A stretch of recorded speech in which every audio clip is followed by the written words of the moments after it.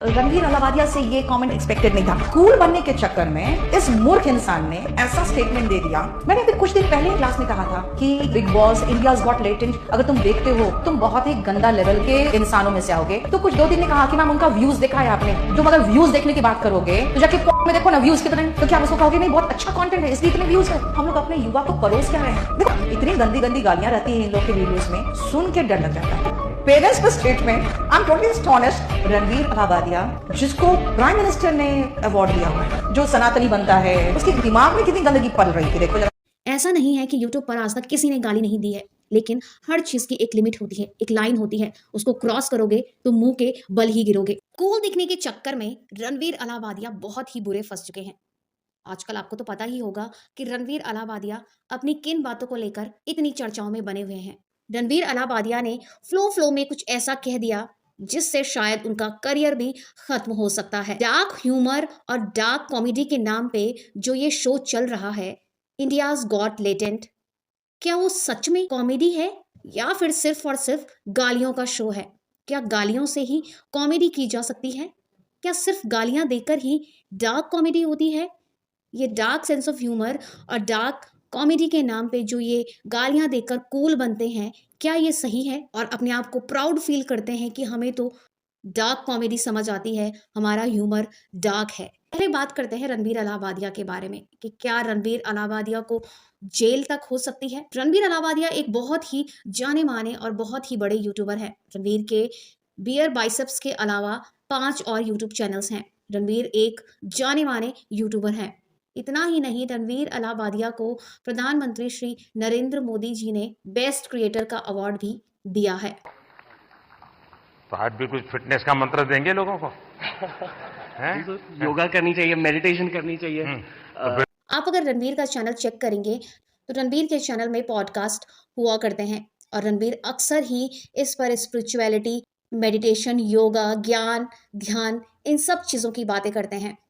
खुद को पॉजिटिव कैसे रखें, इस तरह की तमाम चीज़ें बताते हैं। आज पीएम मोदी भी सोच रहे होंगे कि मैंने ये आखिर किसको अवार्ड दे दिया। अपने शो में, अपने चैनल पे मेडिटेशन, योग, पॉजिटिविटी, स्पिरिचुअलिटी की बातें करते हैं, लेकिन जैसे ही रणवीर इस शो में पहुंचते हैं, यहाँ सारा ज्ञान हो जाता है रणवीर का खत्म। यहाँ वे अज्ञानी बन जाते हैं। अपने चैनल में इतना ज्ञानी दिखने वाला इंसान इंडियाज गॉट लेटेंट में जाते ही अज्ञानी बन जाता है। उसके बाद उसके मुंह से जो चीज निकलती है उससे तो शायद रणवीर का करियर अब खत्म ही समझो।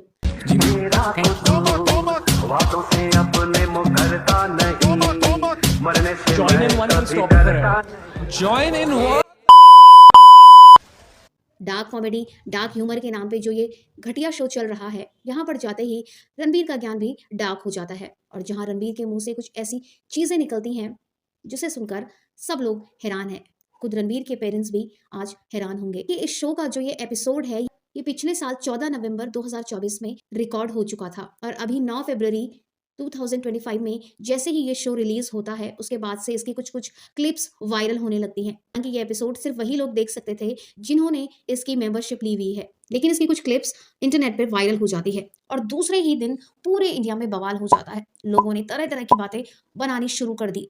लोगों ने इतना तक कहा कि रणवीर अलावादिया को जेल भेज दो। ये सब चीजें देखने और सुनने के बाद तो बस यही लग रहा है कि रणवीर बहुत ही ज्यादा दोगले इंसान है। ये कैमरे के सामने कुछ और ही है और अंदर से कुछ और, जो कि इंडियाज गॉट लेटेंट में आके सामने आ गया कि रणवीर अलावादिया आखिर क्या इंसान है और क्या सोच रखते हैं। इस शो में रणवीर के अलावा आशीष चंचलानी और Apoorva Makhija as a guest के रूप में पहुंचे हुए थे।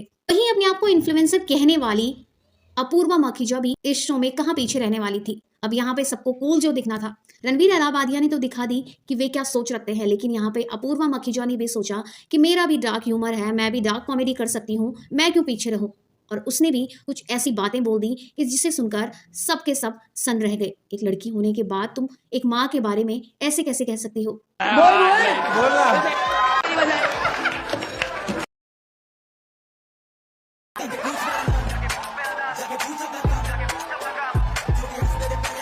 हालांकि अभी ज्यादा फोकस रणवीर अलावादिया पे ही चल रहा है, लेकिन अपूर्वा मखीजा ने भी कुछ कम नहीं कहा। अपूर्वा मखीजा ने भी जो चीज बोली है वो भी बहुत ही ज्यादा गलत बोली गई है। कोई पेरेंट्स को लेके इस तरीके की बातें कैसे बोल सकता है? बोलना तो दूर, कोई सोच भी कैसे सकता है? वहीं जब अपूर्वा मखीजा ये सब कहती हैं, उसके बाद समय रैना खुश होकर अपूर्वा को अप्रिशिएट कर रहे होते हैं, जैसे अपूर्वा ने कितना बड़ा काम कर दिया हो। शायद अब समय रैना का ये शो बंद होने वाला है या फिर बंद हो जाएगा, और बंद होना भी चाहिए। जब ये शो शुरू ही हुआ था उसी टाइम इस पर बैन लग जाना चाहिए था, लेकिन समय जितनी तेजी से ऊपर उछले हैं उतने ही तेजी से समय आज नीचे गिर चुके हैं। आपको अगर ध्यान हो, समय रैना को केबीसी में भी इनवाइट किया गया था। इतने बड़े शो कौन बनेगा करोड़पति में समय जैसे बंदे को बुलाया गया। समय बस अपने शो पर गालियां देकर ही आगे बढ़े हैं। समय ने बहुत ही ज्यादा पॉपुलैरिटी कम टाइम में हासिल की है, लेकिन पॉपुलर तो कोई भी हो सकता है। इसका मतलब ये नहीं है कि तुम केबीसी जैसे इतने बड़े शो में किसी को भी बुला लो। साथ में समय के पेरेंट्स भी केबीसी में गए हुए थे, जहां पेरेंट्स अपने बेटे के साथ बहुत ही ज्यादा प्राउड फील कर रहे थे। लेकिन क्या आज भी उनके पेरेंट्स प्राउड फील कर रहे हैं? कैसे कोई पेरेंट्स अपने बेटे को इस तरीके का शो चलाने की इजाजत दे सकते हैं, जहां पे सिर्फ पेरेंट्स पे ही गालियां चलती हो? माँ बहन कोई भी नहीं छूटा है आज तक समय की गालियों से। फिर क्यों इस तरीके की कॉमेडी को आगे बढ़ाया जा रहा है? खैर, इसमें समय की गलती नहीं है, इसमें हम जैसे लोगों की गलती है। आप और हम ही इन लोगों को व्यूज देकर आगे बढ़ाते हैं। डार्क ह्यूमर और डार्क कॉमेडी के नाम पे सब यहाँ पे कूल बनते हैं और सब प्राउड फील करते हैं कि हमें भी डार्क कॉमेडी आती है, हमें भी डार्क कॉमेडी समझ आती है। लेकिन ये कोई कॉमेडी नहीं है। इससे हमारे आने वाले बच्चों पर क्या असर होगा ये हमने कभी नहीं सोचा। शायद समय के पेरेंट्स भी इस वजह से चुप होंगे कि बेटा खूब पैसा कमा रहा है, बस पैसे ने उनका मुंह बंद कर दिया होगा। क्या आपने कभी सोचा है अगर छोटा बच्चा इस तरीके की क्लिप देख लेगा तो उस पर क्या असर होगा? फ्यूचर में उसके दिमाग पर क्या असर होगा? क्या डार्क कॉमेडी के नाम पर माँ बापों के ऊपर बातें होती हैं? क्या डार्क कॉमेडी के नाम पर पेरेंट्स के ऊपर इस तरीके की बातें की जाती हैं? बोलने का अधिकार हमारे देश में सबको है, लेकिन हर चीज की एक लिमिट होती है। खैर, आप क्या कहना चाहेंगे इस बारे में? क्या इस तरीके के शो बंद होने चाहिए या फिर नहीं? ये कमेंट बॉक्स में जरूर बताइएगा। मिलते हैं अगले वीडियो में, तब तक वीडियो को लाइक, शेयर एंड चैनल को सब्सक्राइब जरूर करिएगा। धन्यवाद।